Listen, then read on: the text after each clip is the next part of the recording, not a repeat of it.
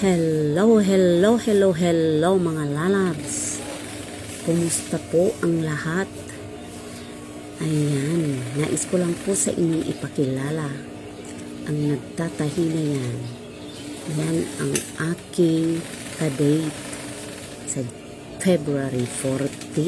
Ayan. At ang kanyang tinatahi nga po pala ay ceiling nga po pala yan ng van. Ayan. At kaya nga po siya nagtatayo ng ganyan. Kami nga po pala ay upholstery po kami. At sa mga gusto po magpa-upholstery, kung malapit po kayo rito sa Baguio City at sa Trinidad, ayan, message lang po kayo dito at mag-usap po tayo. Ayan, mga lalabs. Ayan, busy po yan ang aking kadate sa February 14. Para kami daw ay mayroong pang date. Charot. Ayan, mga lalabs.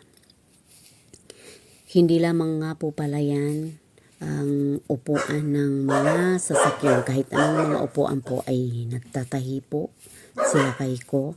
At maging nga po salaset. Ayan, sa mga may gusto po magpatahi ng salaset. Ayan, message lang po kayo dito. Ayan. At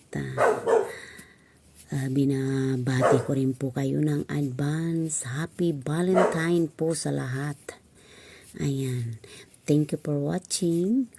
Thank you and God bless. Bye-bye.